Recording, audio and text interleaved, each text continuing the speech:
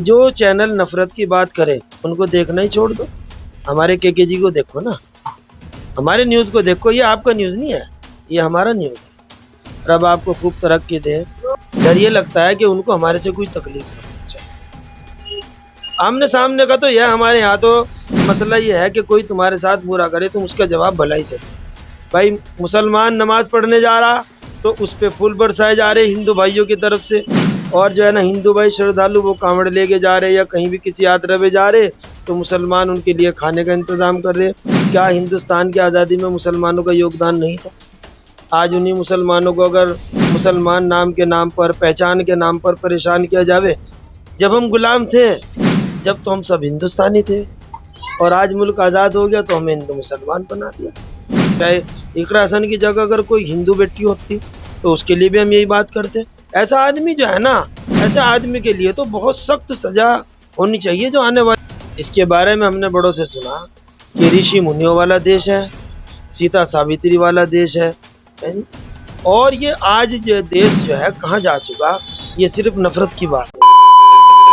कैराना सांसद इकरा हसन का प्रकरण हालांकि अभी शांत हो गया हो, लेकिन अभी भी उनके समर्थकों में इस मुद्दे को लेकर काफी रोष है। जिस प्रकार योगेंद्र राणा ने सांसद इकरा हसन को लेकर एक टिप्पणी करी थी और शादी का प्रस्ताव किया था, हालांकि उसके ऊपर अब मुकदमा दर्ज हो चुका है। और उन्हीं तमाम मुद्दों पर बात करने के लिए हमारे साथ मौजूद है इफ्तिकार भाई। इफ्तिकार भाई, पहले आपका बहुत बहुत स्वागत है। आपका भी बहुत बहुत शुक्रिया सर। किस तरीके से देखते हैं इस बयान को, एक एमपी के ऊपर जिस प्रकार एक योगेंद्र नाम के शख्स ने इस तरह के अपशब्द कहे, हालांकि मुकदमा दर्ज हो चुका है। मुकदमे के ऊपर तो बहुत सारी चीज़ें होनी चाहिए। मुकदमा दर्ज हो गया ठीक है, लेकिन आप ये देखें सबसे पहले कि वो एक ऐसे समाज से आती है, पूरे इस वक्त वो पूरे जो है ना हिंदुस्तान की बेटी है, एक सम्मानित पद पे है। मेरे से ज़्यादा तो, आपसे ज़्यादा तो हम सब देख रहे हैं उनके समर्थकों की जो बात है। तो बात समर्थक की हो या ना कोई समर्थक भी हो, लेकिन उनकी जो बात है, लोग उनके बारे में जो बातें, उनका जो लोग फेवर कर रहे हैं, उनकी तरफ से जो आवाज़ उठ रही है वो एक हिंदुस्तान की बेटी की तरह आवाज़ उठ रही है। आप इस मुद्दे में अगर आप देखते हो तो खास तौर से जो हिंदू गुज्जर है उन्होंने भी खूब समर्थन किया। इकरा हसन के समर्थन में डीएम साहब के कार्यालय पर पहुंचे, तमाम ऐसी वीडियो जारी करी। और खास तौर से जो हिंदू राजपूत हैं उन्होंने भी इन चीज़ों का जो है बहिष्कार किया योगेंद्र राणा का। जैसे कि बताया जाता है कि करनी सेना के राष्ट्रीय उपाध्यक्ष है। तो देखो वो कोई भी हो, किसी भी पद से हो, किसी भी पार्टी से हो, लेकिन मान सम्मान इज्जत, ये हमने आपसे पहले भी एक बात कही थी कि हमारा जो मुल्क है, हमारा जो देश है, इसके बारे में हमने बड़ों से सुना कि ऋषि मुनियों वाला देश है, सीता सावित्री वाला देश है जी? और ये आज जो देश जो है कहाँ जा चुका, ये सिर्फ नफरत की बात है। और ये राणा पाणा कोई भी हो, पहली तो मुकदमा दर्ज नहीं, बल्कि ऐसे लोगों के खिलाफ ऐसी सख्त कार्यवाही होनी चाहिए कि जो अगले लोग, आने वाला भी, बोलने वाला भी याद करे कि हाँ मेरे साथ कुछ हुआ था। उससे पहले एक प्रकरण हुआ था, इकरा हसन का एक आरोप है कि वो सहारनपुर एडीएमई से मिलने जाती हैं किसी काम को लेकर और उनको एडीएमई साहब गेट आउट कर देते हैं, हालांकि इन चीज़ों कोई प्रमाण तो नहीं है। उस प्रकरण को कैसे देखते हैं? वो हमने जब देखा तो हमने सबसे पहले यही चीज़ देखी कि भाई जो एडीएम साहब का जो बयान है हमने उसको देखा, और उसके अलावा भी बहुत सारी चीज़ें हैं। वो भी एक बहरहाल सम्मानित आदमी है, उनके यहाँ बहरहाल कैमरे हैं, फुटेज हैं, तो उससे भी पता चल जाता है कि भाई क्या व्यवहार हुआ क्या नहीं।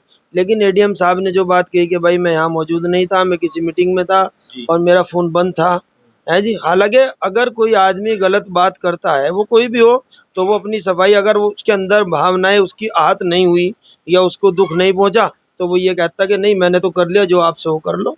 लेकिन उन्होंने अपनी बाकायदा एक सफाई दी। एडीएम साहब ने, लाल बहादुर शायद उनका, जी संतोष बहादुर जी उनका नाम है। तो इस तो मामले में जी बताइए। उसमें उसमें कोई बात यह है कि अगर कोई प्रूफ होता, जैसे मंडलायुक्त साहब या डीएम साहब ने जो है ना उस पर जांच के आदेश दिए थे।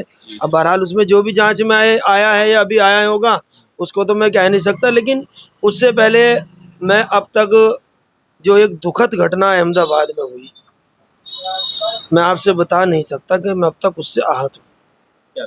अब तक मेरे से वो जो 242 जाने गई या जिस हॉस्टल पे वो गिरा, अब तक हम दुखी हैं, इतना हमारा दिल उदास है उस हादसे से कि वो बच्चों के तस्वीरें, वो चीखें, वो निकल नहीं पा रहा दिल से। और इन हालात में अगर इस तरह की बातें होंगी, वो चाहे इकरा हसन की जगह अगर कोई हिंदू बेटी होती तो उसके लिए भी हम यही बात करते। ऐसा आदमी जो है ना, ऐसे आदमी के लिए तो बहुत सख्त सज़ा होनी चाहिए, जो आने वाले लोग किसी बहू बेटी के बारे में ऐसी बात ना कह सके। मैंने आपका इफ्तिकार भाई एक स्टेटस देखा है, उस स्टेटस में कुछ आज़ादी से पहले की बातें का आपने जिक्र किया है। क्या है वो आखिरकार जी, क्या दर्शाना चाहते हैं? उससे तो ये स्टेटस हमने आज आपने भी देखा और लोगों ने भी देखा होगा जो हमारे साथ जुड़े हुए लोग। उसमें तो ये था कि भाई जब हम गुलाम थे, जब तो हम सब हिंदुस्तानी थे, और आज मुल्क आज़ाद हो गया तो हमें हिंदू मुसलमान बना दिया। या आप इतिहास इनकार करें, या किताबें इनकार करें, लोग इनकार करें, वे विश्व विश्वास से इनकार करें कि क्या हिंदुस्तान की आज़ादी में मुसलमानों का योगदान नहीं था। आज उन्हीं मुसलमानों को अगर मुसलमान नाम के नाम पर, पहचान के नाम पर परेशान किया जावे। आपने देखा कि भाई एक भोले की गाड़ी में जो है ना, एक मुसलमान धक्का लगा रहा। बाइक रास्ते में खराब हो जाती है। देखो, इससे आप, और इसके अलावा भी आप छोड़ दो, एक चीज़ नहीं, हमारे यहाँ तो ये समझ लो ये बात है ही नहीं। नफरत से देखो देश नहीं चला। राहुल गांधी की बात ये हमें बड़ी पसंद है, हालांकि हम किसी पार्टी की बात नहीं करते। हमारे लिए जैसे भाई सबका साथ है, सबका विकास है, या नरेंद्र मोदी जी हैं, योगी जी हैं जी, इसी तरह राहुल गांधी जी हैं। तो देश जो है ना, अगर देश को आगे बढ़ाना तो देश मोहब्बत से चलेगा। आप ये देखो, जहाँ तक भी श्रद्धालु कांवड़ लेके जा रहे आ रहे, जिस रास्ते से भी आ रहे, कोई आपको ऐसा मुसलमान नहीं मिलेगा जो उनके लिए मुखालफत की बात करेगा या उनके लिए किसी पहचान की बात करेगा। भाई मुसलमान नमाज पढ़ने जा रहा तो उस पे फूल बरसाए जा रहे हिंदू भाइयों की तरफ से, और जो है ना हिंदू भाई श्रद्धालु वो कांवड़ लेके जा रहे या कहीं भी किसी यात्रा पे जा रहे तो मुसलमान उनके लिए खाने का इंतजाम कर रहे। हमारा परसों एक शिविर लगा घंटाघर पे, थाना कोतवाली की तरफ से था। उसमें हालांकि सामान हमारी दुकान पे रखा था, हमें बुलाया भी गया, लेकिन हमारी इस वक्त नमाज का वक्त था। हमने आपको भी फ़ोन किया कि भाई आपका चैनल, क्योंकि आपके चैनल के तो बहुत शुक्रगुजार हैं, आप इतना मान सम्मान हमारा रखते हैं। इफ्तिकार भाई, आपने कुछ तस्वीरें ऐसी भी देखी होगी जब कावड़ यात्रा चल रही थी, हालांकि आज अंतिम दिन है, कल आज जल चढ़ रहा है, तो मुजफ्फरनगर मेरठ की कुछ तस्वीरें ऐसी आई जहां पर ढाबे संचालकों के साथ मारपीट आई हुई, कुछ नाम छिपाने के ऊपर बातें आई कि नाम उनका जावेद है तो होटल पे नाम किसी हिंदू नाम से है। उन चीज़ों को आप कैसे देखते हैं? ये गलत है। मेरी दुकान है, मेरी दुकान पे मेरा नाम लिखा हुआ है, और अल्लाह का शुक्र है, रब का शुक्र है, मेरे पास कितना हिंदू ग्राहक है, ये आप मेरे से पूछो। संतुष्टि दें ना, हम सामान में संतुष्टि दें, काम में संतुष्टि दें। कोई आदमी हमारे से काम कराने के लिए आ रहा, हम उसे कहने लगे कि भाई मैं, आप हिंदू हो, मैं तो नहीं आपका काम करता। मेरे पास जितने हिंदू ग्राहक हैं इतने मुसलमान भाई भी नहीं है जितने हिंदू भाई हैं। और पहचान है, मेरा नाम इफ्तिखार है, हालांकि हमें तो पहचान की ज़रूरत ही नहीं है, हमें तो रब ने अपनी ओरिजिनल पहचान दे रखी। सवाल ये है कि क्या नाम छिपाना सही है? क्योंकि ऐसे में आप देखते होंगे तमाम शिव भक्त ऐसे होते हैं, वो लहसुन प्याज का सेवन नहीं करते, आपको तमाम वो चीज़ें पता है। नाम छिपाना गलत है, खुल के अपने नाम का प्रचार करें आप, है जी। और उसकी अगर वो ग्राहक का मन है वो ले या ना ले, लेकिन अगर आप ग्राहक से नाम छिपा रहे और नाम मेरा जावेद है और मेरा अपना नाम गुप्ता जी के नाम से कर रहा, ये गलत है। इसका मैं बिल्कुल भी फेवर नहीं करूँगा। तमाम शिव भक्तों की हमने आपकी वो तस्वीरें भी देखी, आप शिव भक्तों की सेवा कर रहे हैं, उनको फल बांट रहे हैं, फ्रूटी बांट रहे हैं, किस तरीके से देखते हैं इन चीज़ों को? भाईचारा है, भाई है, हमारे इंसानी भाई है। सबसे बड़ा रिश्ता तो इंसानियत का है। आप अपना खून निकाल लो, मैं अपना खून निकाल लूँ, रंग तो दोनों का लाल ही है ना, है जी। बनाया तो एक ही रब ने सबको, और सबको उसकी तरफ लौट के जाना है।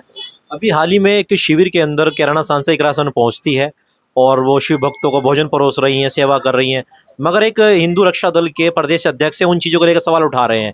क्या पता इकरा हसन रात को क्या खाकर आई हो और फिर हमारे शिव भक्तों को इस प्रकार वो गंदे हाथों से भोजन करा रही हैं। उस बयान को कैसे देखें? इस सोच को बदलना पड़ेगा। ये एक भाईचारे की या एक हिंदुस्तानी की सोच नहीं हो सकती है। हमारी सोच तो यह, सबसे पहली बात तो यह है, आप सब हम लोग जानते हैं कि हमारे यहाँ पेशाब से या किसी भी गंदगी से कितना परहेज रहता है। जरा सी कपड़ों पे छींट आए उसको भी धोते हैं, क्योंकि नमाज पढ़ने का मसला रहता है। इकरा जी खाना परोस के गई और श्रद्धालुओं ने खाया, उन आपत्ति होती तो उनको होती। उमर भाई ने अभी जो है ना कल भेंट के अंदर जो है ना प्रोग्राम किया। ये इसके अलावा जितने भी लोग जो है ना वो मुसलमान भाई, आप मुझे एक शिव वक्त बता दो वो मना कर रहा है कि हम आपसे सामान नहीं लेते।